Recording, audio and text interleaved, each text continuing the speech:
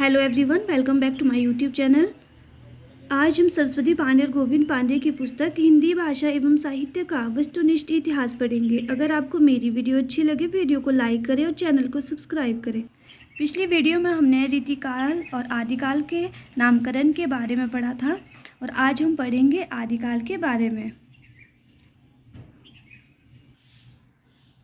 आदिकाल पूर्व पीठिका। आचार्य रामचंद्र शुक्ल द्वारा वर्णित आदिकाल के संदर्भ में प्रमुख कथन। चलिए वीडियो को शुरू करते हैं। प्राकृत की अंतिम अपभ्रंश अवस्था से ही हिंदी साहित्य का आविर्भाव माना जा सकता है। कहाँ से माना जा सकता है हिंदी साहित्य का आविर्भाव? प्राकृत की अंतिम अपभ्रंश अवस्था से हिंदी साहित्य का आविर्भाव माना जा सकता है। हिंदी साहित्य का आदिकाल संवत 1050 से लेकर संवत 1375 तक अर्थात महाराज भोज के समय से लेकर हमीर देव के समय के कुछ पीछे तक माना जा सकता है। ये जो हम पढ़ रहे हैं, ये पढ़ रहे हैं आचार्य रामचंद्र शुक्ल जी के द्वारा, जो आदिकाल के संदर्भ में कथन है। तो उन्होंने आदिकाल का जो समय है वो कब से कब तक माना है? 1050 से लेकर 1375 तक माना है, अर्थात महाराजा भोज के समय से लेकर हमीर देव के समय के कुछ पीछे तक। उसके बाद राजाश्रित कवि और चारण जिस प्रकार नीति श्रृंगार आदि के फुटकल दोहे राजसभाओं में सुनाया करते थे, उसी प्रकार अपने आश्रयदाता राजाओं के पराक्रमपूर्ण चरित्रों या गाथाओं का वर्णन भी किया करते थे। उस समय क्या होता था कि जो राजाश्रित कवि होते थे, जो राजाओं के पास कवि रहते थे, वो क्या करते थे? अपने आश्रयदाता राजाओं के पराक्रमपूर्ण जो चरित्रों या गाथाओं का वर्णन करते थे।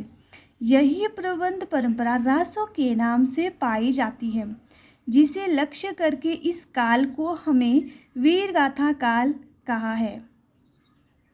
वीरगाथा काल नामकरण किसके द्वारा दिया गया है? आदिकाल को आचार्य रामचंद्र शुक्ल जी के द्वारा। अपभ्रंश नाम पहले पहल वल्लभी के राजा धारसेन द्वितीय के शिलालेख में मिलता है। यहाँ से भी आपका एक प्रश्न बन सकता है कि अपभ्रंश नाम पहले पहल कहाँ पर मिलता है? तो कहाँ पर मिलता है?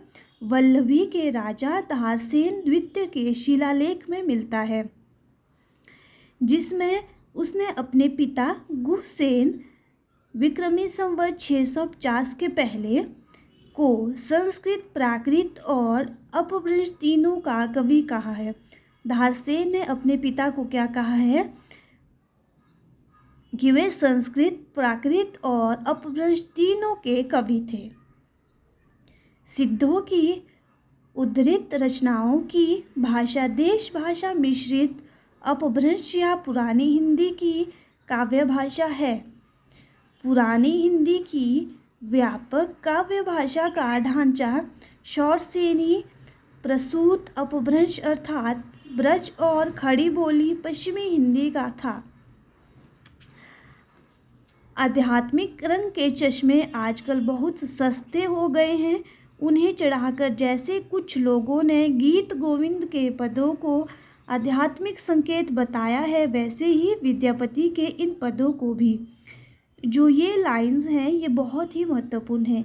ये आपको यूजीसी नेट के एग्ज़ाम में भी आती हैं।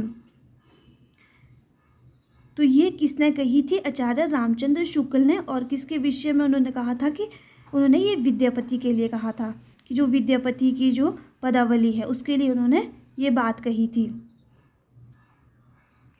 तो आज हमने आदिकाल के कुछ आचार्य रामचंद्र शुक्ल जी के द्वारा वर्णित कुछ कथनों के बारे में जाना।